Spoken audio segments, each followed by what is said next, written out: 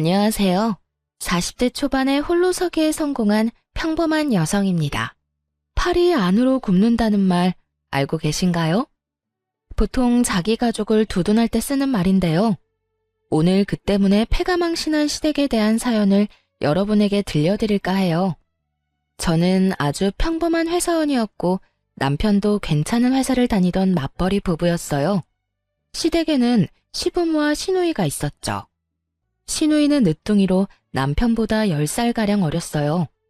그래서 시부와 남편은 시누가 해달라는 모든 걸 다 해줬죠. 연애할 때는 저보다 동생을 더 챙기는 듯한 모습에 여러 번 싸우기도 했어요. 그래도 시누를 아끼는 남편과 시부를 보며 좋은 감정을 가지려고 노력했어요. 그런데 사람 마음이 그렇게 되지 않더라고요. 알고 보니 시누가 상당히 영악한 아이였거든요. 저희가 결혼할 때만 해도 고등학생이던 신우는 결혼 3년 차에 대학생이 되었어요. 제가 사는 지역에 있는 대학에 입학했다고 하더라고요. 시댁에서 멀어서 자취 이야기가 나오고 있었어요. 극성스럽게도 남편과 시부는 신우가 혼자 살도록 놔두지를 못했어요. 여보, 동생 우리 집에서 대학 다니면 안 될까? 계속 있는 건 아니고 주말에는 본가에 보낼 거야. 다만 혼자 두려니까 요즘 너무 위험한 것 같아서. 어떻게 생각해? 당신만 허락하면 그렇게 하고 싶은데. 당시에 대학가 근처에 강력 범죄 사건이 많았거든요. 그래서 뚝 잘라 싫다고 말할 수는 없었어요. 그리고 어차피 결혼했으니 신우와 좀 더 잘 지내보자는 생각으로 알겠다고 말했죠. 아가씨, 우리 집에서 살더라도 내가 다 케어는 못 해줘. 그래도 괜찮으면 오라고 해. 아침 저녁 밥 차려주는 것 정도는 할 수 있고 빨래야 세탁기가 돌리니까 괜찮은데 다른 자잘한 부분은 신경 쓸 수 없을 것 같거든. 그래? 그거면 됐지. 밥 먹이고 빨래만 해주면 돼. 나머지는 동생도 이제 성인이니까 알아서 할 거야. 고마워 여보. 그럼 동생한테 그렇게 이야기한다. 우리 집이 안전하고 대학과 가깝기도 했고 그때는 아직 아이도 없어서 신우를 돌봐주기로 했죠. 평일에는 우리 집에서 주말엔 시댁에서 지낸다는 조건으로 함께하기로 했어요. 그렇게 남편, 저, 신우 이렇게 셋의 생활이 시작됐어요. 그런데 낙관적으로 생각했던 처음과 달리 점점 불미스러운 일이 벌어지지 뭐예요. 매달 경조사비 명목으로 50만 원씩 뽑아서 안방 화장대 안쪽에 넣어놨었거든요. 그런데 신우가 온 지 2달쯤 지났을 때부터 그 돈이 조금씩 주는 거예요. 처음에는 남편이 가져갔겠지 편하게 생각했어요. 그런데 남편은 가져가면 항상 그 다음날 바로 채워놓거든요. 그리고 돈을 가져가면 가져간다고 이야기를 꼭 해요. 돈이 계속 채워지지 않는 걸 보고 이거 뭔가 문제가 있구나 하는 생각이 들었죠. 꼭 돈만이 문제가 아니었어요. 명품 가방을 딱 하나 가지고 있었는데 특별한 날에만 사용하는 거였거든요. 당연하게도 굉장히 아껴서 들곤 했죠. 근데 친구 결혼식에 가려고 꺼냈더니 스크래치가 나고 오물이 묻어있는 거예요. 그렇게 썼을 리가 없어서 이상하다 싶었는데 웬걸 다음에 쓰려고 봤을 때 더 스크래치가 많아진 거 있죠? 그때 직감했죠. 지금 이 가방을 누가 나 몰래 쓰고 있구나 하고요. 여자 가방을 저 외에 쓸 사람이 이 집에 누가 있겠어요. 그래서 나를 잡고 신우와 남편이 있는 곳에서 말하기로 했어요. 아무래도 신우를 콕 집어서 경고하기는 좀 그래서 남편이 눈치채고 대신 말해주도록 빙빙 말을 돌렸죠. 여보, 화장대에 있는 돈 가져다 썼으면 나중에 꼭 채워 넣어줘. 요즘에 계속 돈이 비더라. 거의 2, 30만 원씩 비던데? 당신 요즘 무슨 문제 있는 건 아니지? 돈이 빈다고? 내가 가져간 거 아닌데? 나는 가져가면 그 다음날에 바로 채워놓잖아. 당신이 착각한 거 아니야? 내가 돈 갖다 놓는데 착각할 일이 없지. 지금 5달째 2, 30만 원씩 계속 비었어. 그러면서 슬쩍 신우를 봤는데 아무 말 못하고 은근슬쩍 자리를 뜨려고 하더군요. 이 와중에 남편 놈은 그게 신우 짓이라는 것을 아예 생각도 못하고 있었고요. 미련하게 왜 생각을 못하는 걸까요? 이 집에는 셋뿐이고 신우 들어오기 전에는 돈이 없어진 적도 없었는데 아니면 그만큼 신우를 믿는 걸까요? 몰래 자리를 뜨려는 신우에게 말했죠. 그리고 아가씨도 오빠한테 가방 하나 사달라고 하세요. 몰래 제 가방 가져가서 쓰지 말고요. 그 말에 신우가 딱 잡아떼더군요. 아니에요. 제가 왜 언니 가방을 가져가요? 증거 있어요? 증거는 차고 넘쳤지만 일단 이야기는 안 했어요. 그것까지 다 말하면 이 관계가 아예 끝날 것 같아서요. 대신 신우에게 말했죠. 제가 모르는 영수증이 가방에서 나왔는데 그게 무슨 뜻이겠어요? 다른 사람이 썼다는 거잖아요. 마땅한 증거가 없다고 생각했는지 신우가 당당하게 대꾸하더군요. 그랬다고 제가 가져갔다고 확신하는 건 뭐예요? 저 의심하고 있는 것 자체가 진짜 열받거든요? 당신 지금 뭐 하는 거야? 왜 애를 잡아? 내 동생이 그랬다는 증거도 없으면서 왜 그런 식으로 말을 해? 증거가 왜 없어? 그럼 누군가가 몰래 가방을 썼는데 네가 썼어? 여기 영수증의 화장품 가게 네가 간 거야? 당신이 예전에 쓴 거겠지. 최근 날짜거든? 당신도 알잖아. 내가 그 가방 특별한 날에만 드는 거. 아님 진짜 네가 가져갔던 거야? 너 바람 피우니? 어떤 여자한테 화장품 사줬는데? 본인이 궁지에 몰리자 남편이 그러더군요. 그래, 얘가 좀 썼다고 쳐. 그래도 훔쳐간 것도 아니고 다시 가져왔잖아. 예쁜 가방 들고 싶어서 애가 좀 쓸 수도 있지. 당신이 가져가지 말라고 한 것도 아니잖아. 지금 그걸 말이라고 해? 남의 물건에 손대는 건 엄연히 나쁜 짓이야. 그리고 당신이 왜 화내는 건데? 앞으로 그러지 말라 하고 끝내면 될 일을 왜 나한테 책임 전가를 하냐고. 그럼 네가 소중히 여기는 시계 내가 멋대로 쓰고 다 부순 다음 가져와도 돼? 그래도 내 탓 안 할 수 있냐고.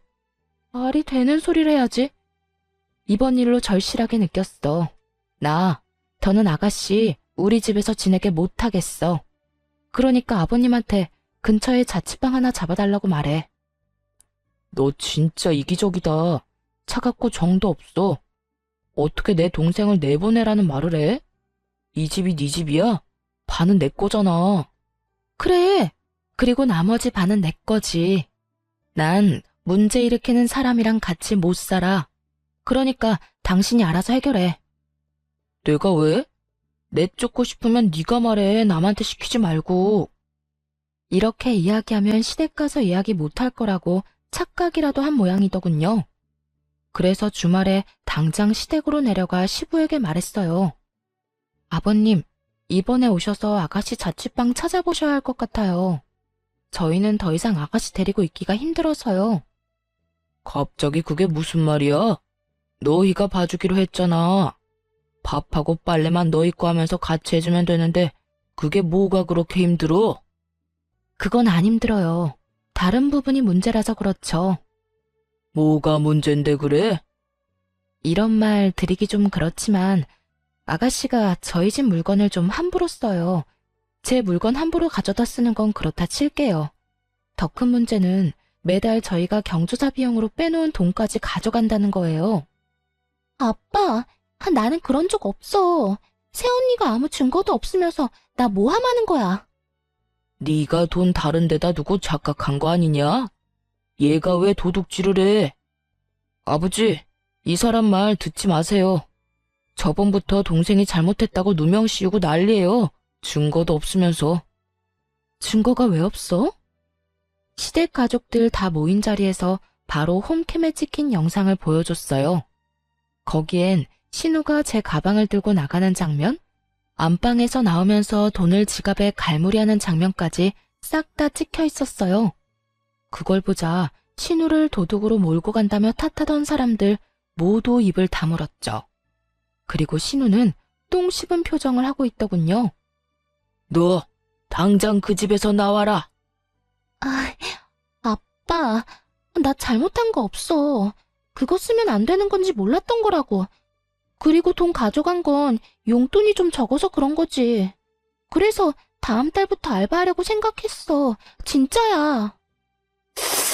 시끄러워. 지금 동영상에 네 행동이 다 나왔는데 변명은 무슨 변명이야.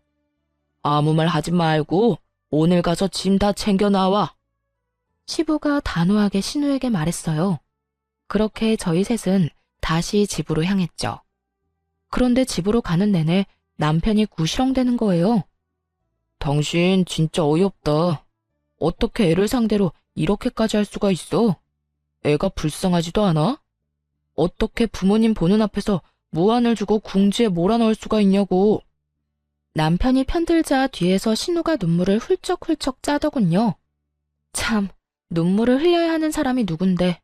매달 30만 원씩 돈 비어도 5달을 참아주고 아끼는 가방에 흠집이 나도 눈 감아줬더니 말하는 꼴 보세요. 왜 남편한테 저런 이야기를 듣고 있어야 하는지 정말 이해가 안 갔죠. 당신은 내가 잘못했다고 생각하는 거야? 그래서 내가 셋이서 해결 보려고 했잖아. 그런데 시댁에 이야기하라며? 당신이 그래놓고 왜 화가 났는데? 또 다 내 잘못인 거야? 말해봐. 돈 빈 거 채워넣은 것도 나고 아끼던 가방 하나 잃게 생긴 것도 나야. 이 집에서 제일 잃은 게 많은 사람은 난데 왜 화를 내면 안 돼? 그리고 잘못을 했으면 잘못했다고 인정을 해야지. 그럼 깔끔하게 끝날 일이잖아. 그걸 못해서 가족들 앞에서 창피를 당한 게 어디 내 탓인가? 당신이며 시부모님이며 애를 오냐오냐 키우니 이러지. 애가 무슨 짓을 해도 혼 안 날 거라 믿고 저렇게 나쁜 짓을 하잖아. 잘못된 걸 알려주지 않고 두둔만 하는 당신이랑 아버님이 제일 잘못됐다고 봐. 분명히 나중에 문제될 거 뻔한데 당신 가족들만 모르잖아. 당신이 그렇게 잘났어? 남 잘못한 거 콕콕 집어주면서 무안하게 만드는 건 잘하는 일이야? 동생한테 잘 이야기해서 해결할 수도 있는 일을 왜 이렇게 크게 버리는 거야? 그리고 돈은 이제 현금으로 놔두지 마. 돈이 보이니까 애한테 가져가고 싶은 마음이 생기는 거잖아. 넌 불안한 마음도 안 들어? 네 동생한테 그 정도 자제력도 없다는 거야. 눈에 보이는 돈 갖고 싶다고 가져가면 직장에서는 어떨 것 같아? 잘 좀 생각해라. 진짜로 네가 네 동생 앞날 생각하면 따끔하게 야단쳐야 하는 거야. 지금 나한테 이럴 게 아니라. 그저 동생 감싸기에 급급한 남편놈과 저를 째려보는 신우. 답도 없는 두 명 때문에 한숨만 푹푹 쉬어댔어요. 돈 욕심도 많은데 반성은 전혀 하지 않는 신우의 미래가 뻔히 보였으니까요. 가족들이 저 모양이니 고칠 수 있는 기회도 없을 테고요. 신우와 가깝게 지내야겠다는 생각은 버리기로 했어요. 마침 그 생각에 신우가 확신을 주더군요. 집에서 짐을 챙겨 나간 뒤부터 장문의 문자를 보내기 시작했거든요. 언니가 무슨 자격으로 나를 내쫓아요? 거기는 우리 오빠 집이에요. 나는 함정에 당한 거라고요. 왜 카메라를 달아놓고 이야기 안 했어요? 나 골탕 먹이려고 그런 거죠? 그게 있다고 들었으면 그런 식으로 돈 빌려가려고는 안 했을 거예요. 이런 식의 어이없는 말들이었죠. 당연히 그 뒤에는 제 욕도 덧붙여져 있었고요. 새언니라고 부르기도 역겨워서 이제는 아줌마라고 부를게요. 아줌마, 저 아줌마 절대로 용서 못해요. 우리 오빠랑 헤어지도록 만들 거예요. 그리고 이런 식으로 신우 골탕 먹이는 거 아줌마네 엄마도 알아요? 나중에 아줌마도 나처럼 가족들 앞에서 죽을 만큼 부끄럽게 될 줄 알아요. 하긴 아줌마네 가족도 똑같이 뻔뻔하겠지. 안 그래요? 오빠는 왜 이런 사람이랑 결혼했는지 몰라? 2번 다시 내 앞에 얼굴 보이지 마세요. 하나부터 10까지 일방적인 비방만 가득한 문자였습니다. 그리고 자기가 잘못했다는 말은 하나도 없더군요. 답장은 단 한 번도 보낸 적 없어요. 처음에는 허공에 대고 쇼하는 것 같았는지 더 심한 욕설을 보냈는데 다 무시했더니 그 뒤로는 보내지 않더군요. 대신 그 문자와 전화 내용을 고스란히 저장해뒀어요. 언젠가는 쓰일 거라는 생각이 들었거든요. 그렇게 신우와는 사이가 멀어졌어요. 동시에 시부모와도 서먹해졌죠. 그분들은 어른인 제가 신우를 감싸주지 못했다며 탓하고 싶었던 모양이에요. 신우가 잘못했다는 걸 뻔히 알면서도 말이에요. 하지만 실제로 피해를 입은 건 이쪽이니까 뭐라 말은 못하더군요. 쪼잔하게 행동과 표정으로 탐탁치 않아 한다는 걸 보여줄 뿐이었죠. 그리고 신우는 대학 2학년 때 중퇴를 했어요. 본인 말로는 취직이 됐다며 서울로 향했는데 딱히 큰 기대는 하지 않았어요. 잘 다니던 대학을 그만두면서까지 갈 직장이 대체 어디라고요? 남편과 시부만이 좋은 곳에 갔을 거라며 좋아하더군요. 그런데 신우가 직장에 취직한 후 180도로 달라진 모습으로 연락을 해오더군요. 한껏 나를 세우며 얼굴 보이지 말라던 건 까맣게 잊고 말이죠. 언니, 잘 지내요? 요즘 많이 바쁘죠? 제가 취직한 건 알고 있죠? 사실은 오빠한테도 곧 말할 건데 투자와 관련된 회사에 취직을 했어요. 그래서 짜투리 돈이라도 있으면 저희 쪽으로 투자하라고 연락한 거예요. 수익 진짜 확실하고요. 가족이니까 더 잘해줄 자신 있어요. 딱 들으니 의심스러운 말투였지만 웃으며 이야기했죠. 아가씨, 그런 돈이 있으면 이렇게 힘들게 살겠어요? 남편도 얼마 전까지 실직 상태였던 건 알죠? 6개월 동안 저 혼자 벌어서 생활하느라 돈이라고는 눈 씻고 봐도 없어요. 그때 빌린 돈 갚느라 힘들고요. 만약 돈이 생기면 직접 아가씨한테 연락할게요. 그렇게 돌려서 거절했어요. 남편이 중간에 갑작스럽게 퇴사를 하고 나오는 바람에 실제로 돈도 없었고요. 그러고도 결국 돈이 모자라 그 뒤치다꺼리를 얼마나 했는데요. 어느 정도였냐면 친정 부모님에게까지 돈을 빌렸었거든요. 결혼할 때 아파트 비용으로 1억 정도 마련해 주시느라 많이 애쓰셨는데 그런 상태에서 2천만 원을 더 빌려서 써서 미안한 마음뿐이었어요. 그래서 최대한 빨리 돌려드릴 생각으로 약 1년간 돈을 모으고 있었죠. 그렇게 신우와의 통화를 끊고 남편에게 말했어요.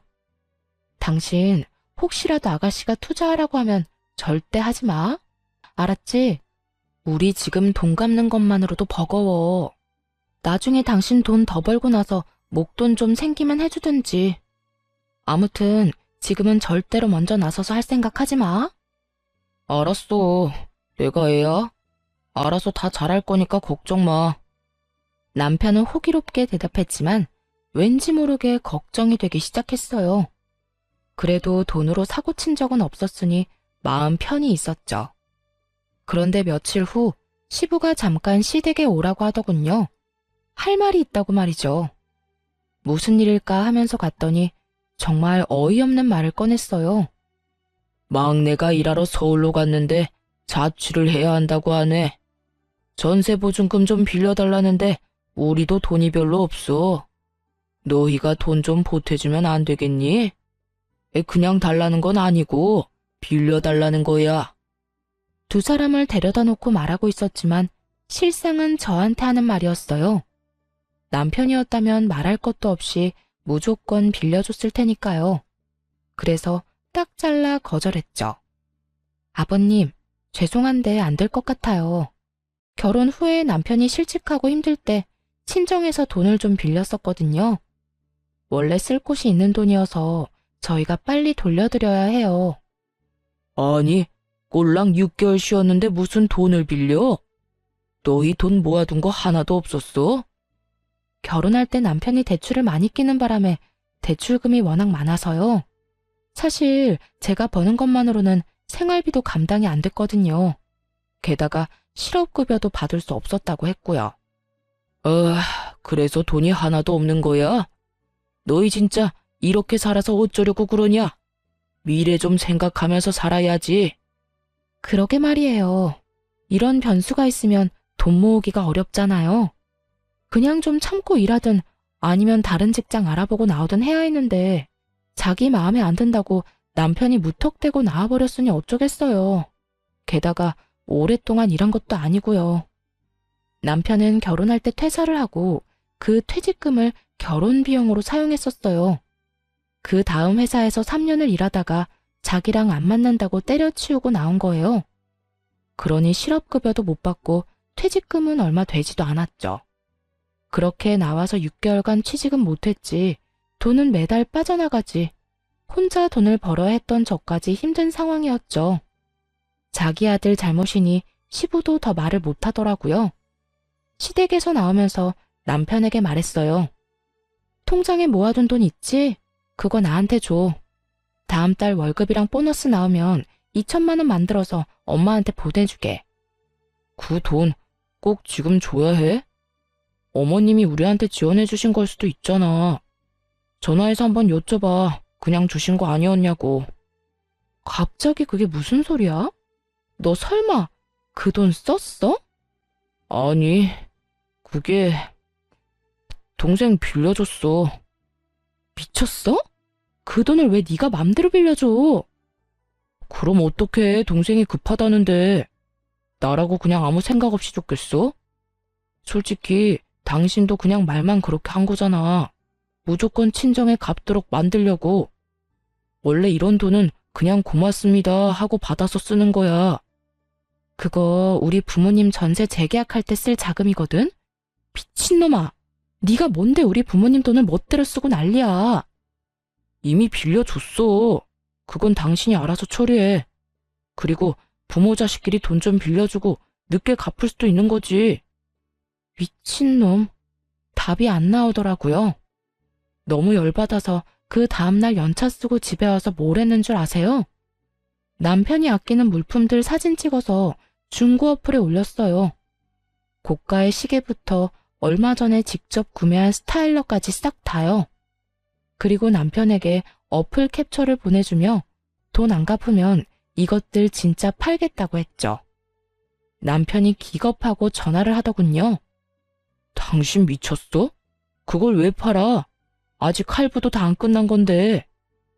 너는 그럼 내 허락 받고 그 돈 아가씨한테 빌려줬어? 네가 한 짓이랑 똑같은 짓 한 거야. 당장 돈 가져와. 안 그러면 지금 여기 세워져 있는 당신 차도 팔아버릴 테니까. 아니, 동생한테 돈 좀 빌려줄 수도 있지. 다른 데 쓰는 거 아니고 전세 보증금이라잖아. 사람이 왜 이렇게 못났어? 그럼 당신은 우리 엄마 아빠 책임질 거야? 전세 재계약 못해서 길거리에 나앉으면 책임질 거냐고. 이쪽도 생계가 걸린 문제야. 아가씨 도와줄 돈 없으면 대출을 받든가 하지. 왜 친정돈을 건드리는 건데? 내가 책임지면 되잖아. 거짓말인 거 다 알아. 전세 계약금을 누가 2천만 원이나 올려받아? 장인 장모가 그 집에서 얼마나 사셨는데 말이 되는 소리를 해야지. 네가 친정에 돈 갚아주고 싶어서 그러는 거지? 네가 책임진다고? 그래, 그렇게 되면 책임진다고. 그러니까 내 물건들 팔 생각 절대 하지 마. 어쨌든 돈은 절대 못 돌려준다 이 말이지? 대신에 책임진다고. 뻔뻔한 남편의 말에 너무 열받았어요. 책임지겠다? 말은 누가 못해요. 그래서 친정 부모님한테 우리 집으로 들어오시라고 했어요. 전세 재계약 기간이 2달 정도 남긴 했는데 그 전에 돈을 돌려받아야 하잖아요. 부모님이 집으로 오시니 남편놈 얼굴이 가관이더군요. 당장 들어오실 줄은 생각도 못했던 것 같더라고요. 책임진다며. 앞으로 2달 안에 돈 안 주면 이렇게 계속 살 거야. 얼굴 좀 보고 익숙해지라고 부모님 불렀어. 아이고, 이서방, 잘 부탁하네. 빌려간 돈만 돌려주면 우린 다시 돌아갈 거니까 너무 걱정은 말고. 자네가 어련히 다 알아서 잘하게 했지. 그렇지 않은가? 친정아버지 말에 남편놈이 열받아서 저를 끌고 밖으로 나가더군요. 당신 미쳤어? 장모님이랑 장인어른을 여기 데려오면 어떡해? 책임진다며. 돈 안 갚는 대신에 책임진 데서 모셨어. 당신 말대로 했는데 뭐가 문제야? 아, 당신 진짜 너무한다. 동생한테 빌려준 게 그렇게 고가웠어? 이해해줄 때도 됐잖아. 난 이해 못하겠으니까 혼자서나 이해하시고요. 돈이나 다시 달라고 해. 허락도 없이 남의 돈으로 선심 쓴 주제에. 돈 넘지 마. 너 이 돈 받아가면 우리 이혼이야. 아무리 그래도 이건 좀 아니지. 나도 여태 많이 참았어. 네가 내 욕하고 우리 집 무시한 거 모를 줄 알았어? 이미 동생한테 이야기 다 들었거든. 그나마 당신이 우리의 엄마라서 여태 참았던 것뿐이야. 맹세코 신우에게 그런 이야기를 한 적 없어요. 솔직히 하고 싶은 말은 너무도 많았지만 참은 거죠. 남편 욕이 제 얼굴에 침 뱉는 것밖에 안 된다는 걸 아니까요. 그래서 친구나 가족한테 말도 못하고 끙끙 앓을 수밖에 없었어요. 게다가 사이가 나빠서 연락도 안 했던 신우한테 그런 이야기를 했다? 신우 연락은 무시하면 무시했지 누가 붙잡고 미주알 고주알 이야기한대요? 그러고 싶은 마음조차 없었는데 이런 말을 들었다 하니 참 웃긴 일이었죠. 신우가 없는 말 만들어가며 이간질 시킨 게 분명해 보였어요. 한창 욕이 가득한 문자 보내던 때 이혼시키겠다고 으름장을 놓았었잖아요. 그런데 그게 오해라고 남편 놈을 설득시키고 싶은 마음이 없어졌어요. 오히려 제 쪽에서 이혼 이야기를 꺼내고 싶었거든요. 이렇게 살다간 진짜 화병으로 죽는 게 아닐까 하는 생각이 들었으니까요. 그래? 그럼 증거 가져와. 나도 증거 모아서 이혼 소송할 테니까 어디까지 가나 한번 해보자고. 그러자 남편이 입술을 깨물며 눈을 질끈 감더군요. 자기는 진심이 아니고 홧김에 그냥 한 말이었다는 양 말이죠. 진짜 이혼하겠다고? 미쳤어? 와, 이젠 부정도 안 한다 이거지? 알았어. 소송하자면 누가 무서워할 줄 알고? 그렇게 치열한 이혼 소송에 들어갔어요. 정말 피말리고 힘든 시간들이었어요. 최대한 많은 권리를 가져오려고 얼마나 노력을 했는지. 집 살 때 낸 돈, 친정에서 빌린 돈, 위자료, 양육권의 친권까지 하나도 놓치지 않고 챙기느라 정말 힘들었어요. 그나마 다행이었던 건 그걸 다 챙길 수 있었다는 거였죠. 사실 증거는 차고 넘쳤거든요. 신우가 저를 무시하고 욕한 문자는 수두룩했지만 제가 시댁을 욕하고 무시했다는 문자는 전혀 없었으니까요. 하지도 않은 일에 증거가 있을 수는 없었으니 당연한 결과였죠. 그렇게 남편과는 깨끗하게 이혼했어요. 받아낸 돈과 친정 전세금을 합쳐서 도시 외곽에 전원주택을 사서 들어갔어요. 아이는 부모님과 함께 키우며 제가 버는 돈의 반을 들여 생활했고요. 혼자 벌어서 네 사람이 먹고 살아야 했지만 그럭저럭 살만했어요. 부모님 앞으로 나오는 연금도 있었고 집 대출금도 없었으니까요. 또 부모님이 애를 봐주니 야근을 할 수 있게 돼서 야근 수당도 톡톡히 챙겼죠. 부모님에게는 항상 죄송한 마음이었어요. 대신 그만큼 잘해드리려고 함께 여행도 자주 가고 맛있는 식사도 대접해드렸죠. 오히려 남편과 있을 때보다 더 마음 편하게 살 수 있게 됐어요. 그런데 이혼 후 몇 달이 지난 어느 날 회사 앞에 전신우가 찾아왔더군요. 떡하니 앞에서 기다리는 모습을 보고 당황했어요. 저한테 관심이 없어서 어디에서 일하는지도 모를 줄 알았거든요. 전신우 얼굴 보자마자 전 남편에게 문자를 보냈죠. 우리 회사 앞에 신우 와 있다고 무슨 일로 왔는지 아냐고 말이죠. 솔직히 제 얼굴을 보러 왔다고 생각하지는 않았어요. 지나가는 길에 우연히 마주치기도 싫은 사이니까요. 그런데 눈이 마주치자 전신우가 다가와 인사를 하더군요. 오랜만이에요. 잠깐 이야기할 수 있어요? 그렇게 말하며 회사 근처 카페로 가자고 했어요. 카페 안으로 들어가자 전 남편에게 전화가 오더군요. 왠지 찜찜해 전화를 받아서 대답은 하지 않고 휴대전화를 탁자 위에 올려뒀어요. 그러자 전신우가 먼저 말을 꺼냈어요. 언니, 이혼하니까 어때요? 혼자서 애 키우면서 돈 버니까 힘들죠? 그런 말 하려고 나 불렀니? 그건 아니고 오빠가 제 부탁 들어줘서 이혼한 거 혹시 알고 있어요? 언니도 어지간히 오빠한테 밉보였었나 봐요. 언니가 오빠랑 부모님 욕했다고 몇 마디 하니까 금방 화내면서 넘어오던데. 오빠도 평소에 얼마나 대접 못 받았으면 홀라당 넘어가서 이혼하자고 했나 싶네요. 사실 제가 한마디만 더 하면 오빠 마음 다시 바꿀 수 있어요. 저 때문에 이혼까지 바로 한 거잖아요. 아무리 봐도 지금 언니 힘들게 지내는 것 같은데.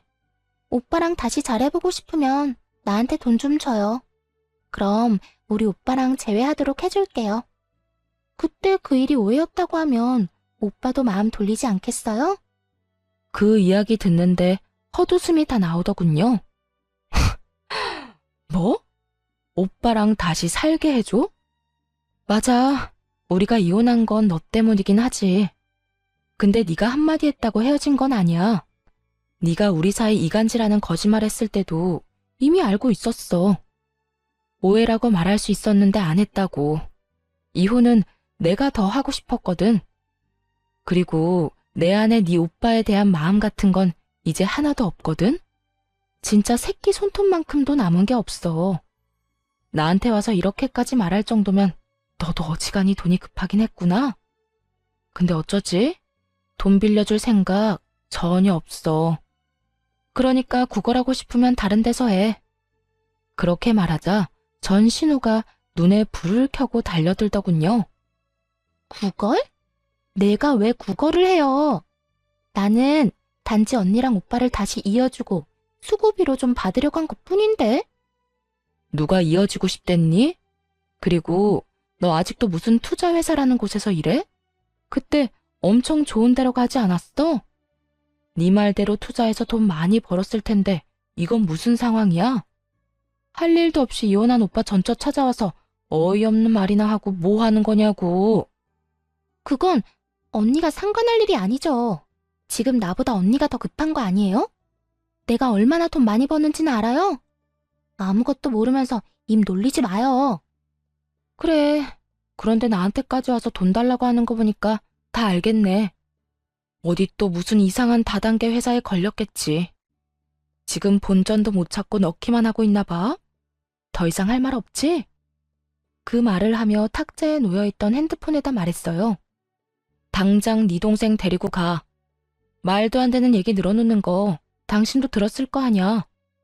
그 말을 하자마자 카페 문이 열리면서 전 남편과 전 시부가 들어오더군요.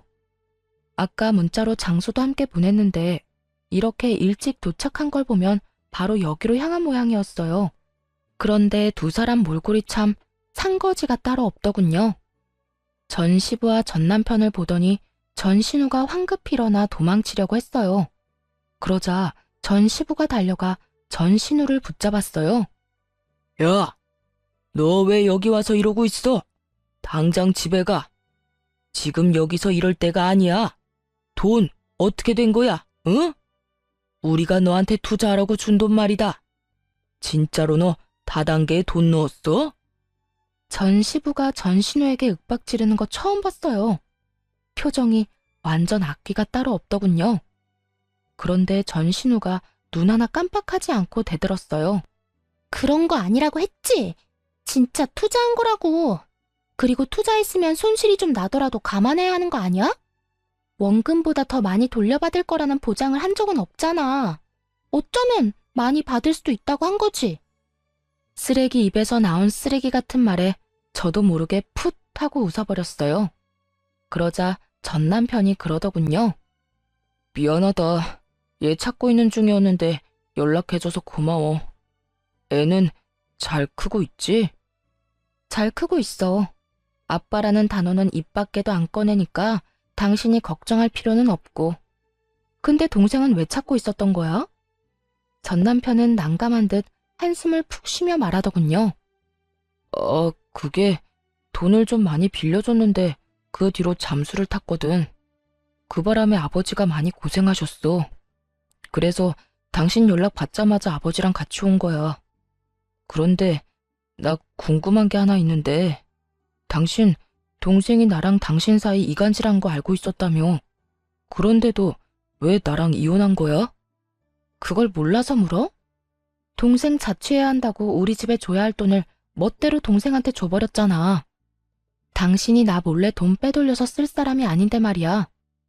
당신 가족 모두 당신 동생한테 간이며 쓸개며 다 빼줄 것처럼 구는데 딱 봐도 조만간 집 망하겠구나 싶었지. 게다가 신우가 우리 집에서 벌인 일도 있었고. 나는 신우를 못 믿었고 당신은 신우를 너무 믿었던 거야. 그 거리를 도저히 메울 수가 없겠더라고. 게다가 신우가 돈 좀 빌려달라고 투자하라고 말할 때부터 불안했어. 사이가 안 좋은 나한테도 그러니까 욕심이 많구나 하는 생각도 들었고. 당신이 그게 오해였다고 한마디라도 말했으면 난 이혼 안 했을 거야. 전 남편이 한껏 억울한 듯 소리를 지르며 말하더군요. 그의 힘껏 고개를 저으며 말해줬죠. 아니, 넌 분명히 내 말 못 믿고 동생 말 믿었을걸? 먼저 마음을 닫은 쪽은 너야. 그래서 나도 이혼 이야기 나왔을 때 굳이 오해를 정정 안 한 거고. 네가 나를 못 믿는데 왜 내가 그런 이야기를 해줘야 해? 그럴 필요 못 느꼈어. 그걸로 답이 됐어? 돈을 얼마나 뜯겼는지는 모르겠지만 왜 내 탓을 하는지 모르겠어. 그리고 처음에 이야기했지. 당신 동생이 뭐라고 하든 투자 같은 거 하지 말라고 신신당부를 했잖아. 그때 뭘 했어? 알아서 한다고 그랬어, 안 그랬어? 그래서 이 꼴이 난 거야? 대체 얼마나 뜯어갔길래 두 남자가 여자애 하나 붙잡으려고 뛰어왔을까 싶네. 그래, 내 탓이지. 당신 말 믿고 동생 멀리 했으면 이런 일 없었을 텐데. 나 사실 당신이랑 이혼하고 나서 집 판 돈 동생한테 다 투자했어. 아버지도 있는 돈 없는 돈 다 끌어서 투자하고. 처음에는 이자람에 얼마씩 주더니 3달 뒤에 연락 뚝 끊고 사라지잖아. 우리가 얼마나 놀랐는지 알아? 나중에 알았어. 동생이 다단계에 빠져서 거기 돈 다 집어넣고 있던 거. 게다가 한두 명이 당한 것도 아니야. 동생 지인들도 다 넣었는지 매일같이 우리 집 앞에 와서 난리야, 돈 내놓으라고. 뭐 돈이 있어야 주지. 우리도 동생한테 다 뜯겼는데. 들어보니 참 딱한 사정이긴 하더라고요. 전 신우는 아직도 그게 다단계가 아니라고 오히려 통장에 더 넣어야 한다며 돈을 모으고 있는 상황이라고 하더군요. 통장이 있다는 것도 그 다단계 회사의 주장일 뿐이래요. 수익도 마찬가지로 거기서 주장하는 것일 뿐이랍니다. 어차피 출금이 불가능한 돈이라서 자기 손에는 한 푼도 안 남는다는데 그걸 알고도 모른 척 하는 건지 진짜 모르는 건지 모르겠어요. 집을 풍비박산 내놓고도 정신을 못 차린 것 같았죠. 그렇게 전 시부와 전 남편은 돈만 넣고 있다가 전 신우가 사라지니 깜짝 놀랐겠죠. 혹시라도 돈 떼먹고 도망갈까봐 급히 신우를 찾아다녔던 거라고 하더군요. 뭐 세간살이 팔아서 다단계에 돈 집어넣었다고 하면 이미 볼장 다 본 거죠. 전 남편이 그러더군요. 당신은 다 알면서 혼자만 빠져나간 거였어. 한마디라도 해줬으면. 해줬더라도 그게 네 귀에 들어갔겠어? 내 욕만 한 바가지 했겠지. 내가 그랬지? 동생이 나쁜 길로 가는 것 같으면 따끔하게 혼내야 한다고. 그래야 그런 짓 2번 다시는 못한다고. 그런데 오냐오냐만 하고 있으니 이 난리가 나지. 가족, 지인들 돈 빌려서 다단계에 투자하는 게 나쁜 건지 좋은 건지도 모르고. 너랑 네 부모님이 애를 이렇게 만든 거니 남 탓하지 마. 어차피 그때 넌 절대 내 말 안 들었을 거야. 나도 그걸 아니까 이혼한 거고. 결혼도 이혼도 타이밍이야. 지금 와서 후회해봤자 아무짝에도 쓸모없거든? 참 웃기지도 않더라고요. 왜 남 탓을 하는지? 본인이 눈, 귀 다 막아놓고 이제 와서 왜 너만 빠져나갔냐? 라고 하냔 말이에요. 저도 편하게 빠져나간 건 아니잖아요. 실컷 시댁에서 욕먹고 가진 거라도 지키려고 악착같이 애쓰면서 벗어났는데 엄청 편하게 살다가 이기적으로 혼자서만 빠져나간 것처럼 말하다뇨. 하여튼 가해자들은 절대로 모르는 법이에요. 자기들이 얼마나 잔인했는지, 얼마나 맹목적으로 사람을 괴롭혔는지 말이죠. 그때 전 신우와 전 시부 쪽에서도 엄청 큰 소리가 들려왔습니다. 이거사, 내가 너를 어떻게 키웠는데 이렇게 배신을 해? 그 돈이 어떤 돈인지 알아? 이 아버지가 평생을 바쳐서 모은 돈이야. 그걸 홀라당 다단계에 다 갖다 바치면 어떻게 해? 이제 나한테, 아니, 너한테도 남은 거 없어. 왜 남은 게 없어? 지금 당장 출금 안 되는 것 뿐이라니까. 그리고 이미 넣은 돈으로 이렇게 호들갑 좀 떨지 마. 돈 나오면 준다니까. 그 돈이 언제 나올 줄 알고. 그리고 네가 또 돈을 넣으려니 하는 말 아니냐? 이제 그만해라. 이제라도 다 포기하고 네 인생 살아. 한 달 일하고 월급 받으면서 평범하게 돈 벌어. 너 이런 식으로 하다간 진짜 끝장이야. 그렇게 벌어서 언제 돈을 모아. 힘들게 일해서 푼돈 버는 거 난 못해. 아빠나 오빠나 그렇게 하든지. 쉬운 방법이 있는데 왜 어려운 길로 가? 그리고 나 돈 많다고. 내 계좌에 얼마나 많이 들었는지 보여줄까? 전신우는 절대로 그게 다단계가 아니라고 생각하는 것 같더라고요. 하긴 다단계에 빠진 사람이 쉽게 인정하지는 않겠죠. 사이트 터지고 피해자들이 여기저기 나타나면 그제야 당했다는 걸 알 테니까요. 그 전에는 아무리 주변 사람들이 이야기해줘도 안 믿는데요. 그저 돈 잘 버는 자기를 시기해서 하는 말이라고만 생각한다고 하더라고요. 그렇지만 전신우는 피해자인 동시에 가해자잖아요. 그러니 주변에서 아무리 말해도 듣지 않는 거겠죠. 죽었다 깨어나도 자기가 잘못했다는 걸 인정하고 싶지 않을 테니까요. 그렇게 돈이 많으면서 왜 사람들 만나서 돈을 빌려 이거 사? 그거 다단계야. 돈 절대 못 받는 거. 대학까지 가서 공부한 애가 왜 그걸 몰라? 중졸인 네 아빠도 아는 사실을. 너 지금 여기 와서 이럴 상황 아니야. 우리 집에 빚쟁이들이 얼마나 많이 찾아왔는지 알아? 지금 우리더러 돈 내놓으라고 네 가족이니까 책임지라고 아우성이야. 그건 어떻게 할 거야? 아, 몰라. 아빠랑 오빠가 어떻게든 해결해. 이제까지 문제 일으켜도 알아서 다 해결해줬잖아. 이번에도 그렇게 하면 되지. 뭐가 그렇게 큰일인데? 하던 대로 하라고 하던 대로. 그리고 나도 여기 온 거 그 사람들한테 돈 돌려주려고 그런 거야. 언니한테 돈 받아서 메꿔주려고 한 거라고. 근데 오빠는 도대체 뭘 어떻게 했길래 이렇게 정이 뚝 떨어지도록 만든 건데? 언니한테 뭐 여지라도 남겨놨어야 이용을 하든 말든 하지. 우와, 지켜보는데 머리가 다 아프더라고요. 쓰레기도 이런 쓰레기가 없었죠. 민폐갑, 진상대마왕, 이런 단어들이 절로 생각날 만큼 전신우의 행동은 민폐와 진상 그 자체였어요. 게다가 제 돈으로 빚쟁이들 돈 메워주려고 했다니요. 그 빌어먹을 발상은 어디서 나오는 건지, 그리고 전남편과 이간질하려고 그렇게 애썼으면서 도리어 지금은 자기 오빠에게 왜 여지를 남겨두지 않았냐는 소리까지 하더군요. 필터 없이 더러운 생각을 입 밖으로 내는 전신우를 보며 전남편에게 말했죠. 참 잘 키웠다, 잘 키웠어. 만족하지? 너랑 네 부모님이 애 저렇게 만든 거야. 여동생이 싼 똥 열심히 치워봐. 직접 그런 미래를 만들었으니까. 너랑 이혼해서 정말로 마음이 놓인다. 안 했으면 어쩔 뻔했어? 이런 꼴을 나한테 보이면서 내 탓을 해? 너 양심은 있어? 내가 볼 때 저 정도면 병이야. 정신병원 입원이라도 알아봐야 하는 거 아니야? 하긴 말 안 해도 네가 잘 알아서 하겠지. 난 상관없는 사람인데 신경 쓸 필요는 없지. 전 남편은 쪽팔린 듯 고개를 숙이고 손바닥으로 연신 마른 세수만 하고 있더군요. 그런 아수라장을 두고 밖으로 나가며 전 남편과 전 신우에게 경고했어요. 이런 식으로 한 번만 더 찾아오면 만나주지 않고 경찰에 신고부터 할 거야. 그러니까 앞으로 연락하지 마. 이런 쓸데없는 데 시간 뺏기고 싶지 않거든. 지지고 볶고 싸우고 싶으면 가족들끼리 알아서 하라고.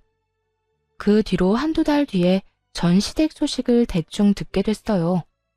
전 신우는 제 말대로 정신병원 상담하고 입원하게 됐다고 하더군요. 본인도 어떻게 할 수 없다는 걸 잘 알고 있었던 것인지, 아니면 빚 독촉하는 사람들에게 돈 갚을 길이 없으니 도망간 것인지 모르겠지만 스스로 입원을 결정했다고 했어요. 남은 피해자들만 억울하게 된 거죠.